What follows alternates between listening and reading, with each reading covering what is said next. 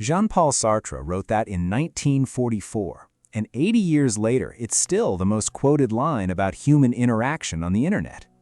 People plaster it on mugs, print it on t-shirts, use it as a bio on social media. But here's what almost nobody knows about that line. Sartre spent the rest of his life explaining that people had gotten it completely wrong. He didn't mean other people are the problem. He meant we become trapped by how other people see us, that their gaze is what turns existence into suffering. The line was never about hating people. It was about what happens to your sense of self when you're surrounded by them.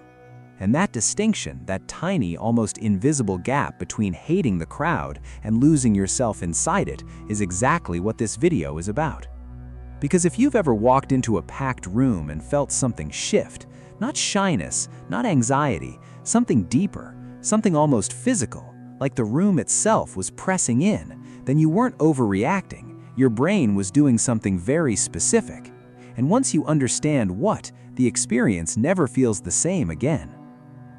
It's older than that, quieter than that, and far more specific. Here's what. Your nervous system is making a calculation, a very old one. Your brain was shaped over hundreds of thousands of years in environments that looked nothing like a shopping mall on a Saturday afternoon.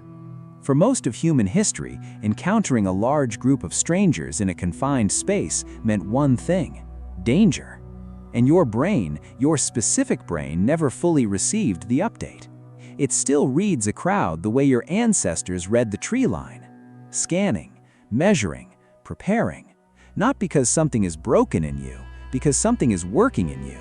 And once you see the exact mechanics of what it's doing, 4 specific things happening simultaneously inside your brain every time you're surrounded by people, the experience stops feeling like a flaw and starts feeling like a language you finally know how to read. Here's something nobody tells you about crowds. They don't just make you uncomfortable, they make you disappear. Not physically, something subtler than that. Think about the last time you were in a packed concert, a busy train, a stadium full of people chanting the same thing at the same time. At some point, without deciding to, you stopped being you. You became part of the movement, the noise, the mass.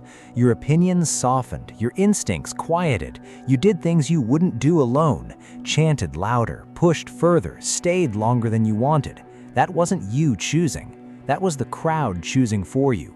Psychologists call this de-individuation. It's what happens when the sense of personal identity starts to dissolve under the pressure of collective presence, when the individual gets absorbed into the group and the group starts doing the thinking. It was first studied in the 1950s, watching mob behavior, riots, mass hysteria, crowds doing things no single person in that crowd would ever do alone. But here's what the research quietly revealed. It doesn't require a riot. It happens in shopping malls, music festivals, office parties. Anywhere the density of people around you crosses a certain threshold, your brain begins to lose the thread of you. Studies found that people in crowds are measurably less likely to act on their own values, less likely to make independent decisions, more likely to mirror, follow, and merge. The self doesn't disappear completely, but it gets very, very quiet. And for certain people wired for strong self-awareness, deep inner lives, a finely tuned sense of who they are, that quieting isn't just uncomfortable, it feels like a small emergency. Not because they hate people, because they can feel themselves leaving, and they're not willing to go. And while that's happening, while your sense of self is quietly slipping, your brain has already launched its response. It's scanning for a way out, constantly.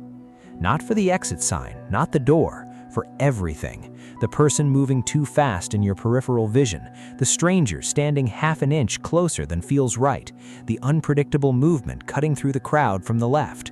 You didn't decide to track any of that. Your brain did, and it hasn't stopped since you walked in. This is what psychologists call hypervigilance, a state where the threat detection system runs at full capacity, continuously, without a break. In clinical settings, it shows up in people who've experienced trauma, soldiers returning from combat, survivors of unpredictable environments. But here's what the research also shows. You don't need trauma to trigger it. You just need a crowd. because your amygdala, the part of your brain responsible for detecting danger, cannot distinguish between a threat that is real and a threat that is simply possible. And in a crowd, everything is possible. Someone could move unpredictably, invade your space, behave in a way you can't anticipate, so the brain doesn't wait to find out. It runs the scan continuously. Every face, every movement, every shift in the space around you. In dense environments, the brain makes up to 4 times more micro-threat assessments per minute than in open spaces. 4 times. Which means by the time you leave that room, you haven't just been somewhere loud and crowded. You've been running a security operation for every minute you were there. That exhaustion you feel after a crowd isn't social. It isn't emotional. It's the feeling of a system that was never meant to run this hard for this long, finally being allowed to stop. But most of the times, the scan keeps running because the crowd took something from you, something most people never think to name: predictability. In your everyday life, your home, your routine, your chosen spaces, you operate inside a quiet sense of control. You know what's coming, you know who's around you, you know what the next 5 minutes look like. It's invisible until it's gone. And in a crowd, it's gone immediately. You can't control who stands next to you, who brushes past you without warning, who stops suddenly in front of you, who invades the invisible boundary your body has been drawing around itself your entire life. Psychologists call that boundary personal space, but it's more than comfort. It's a control mechanism. Research shows that involuntary proximity, someone entering your space without consent, triggers the same cortisol spike as a mild physical threat, not a social irritation, a biological alarm. And in a crowd, that alarm fires constantly, because the crowd doesn't ask. It just arrives, presses in, moves without logic, changes without warning. For certain nervous systems, that unpredictability isn't just annoying, it's the threat itself. Not the people, not the noise, the simple, relentless fact that you cannot know what happens next.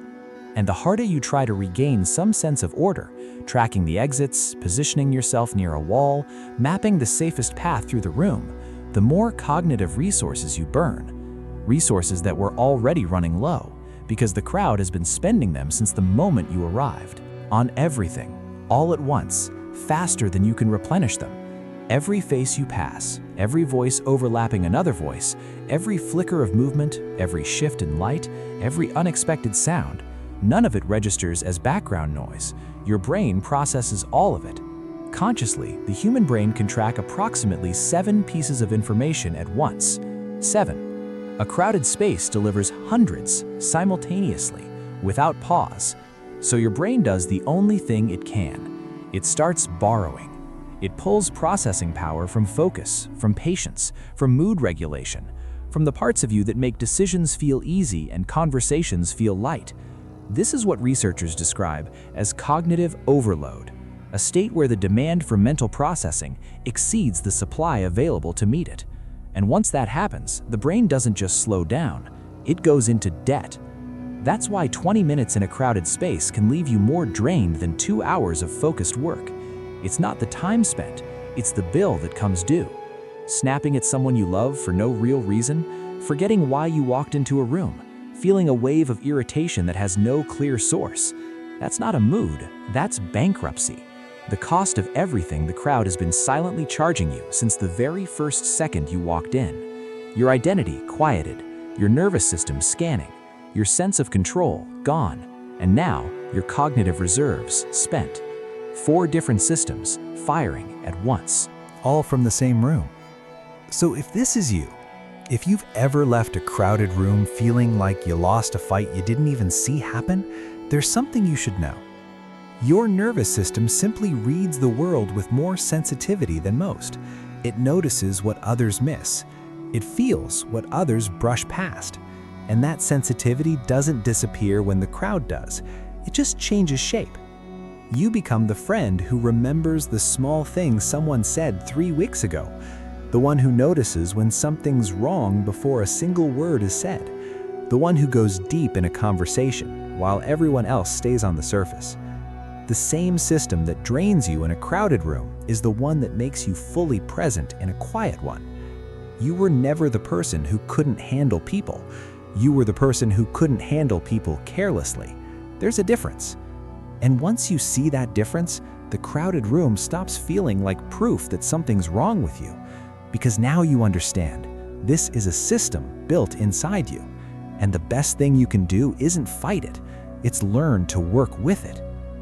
If this video helped you understand yourself a little bit better, make sure you're subscribed and stay connected, because we're going to keep going further, exploring how to actually work with your mind instead of fighting it, one topic at a time. Peace.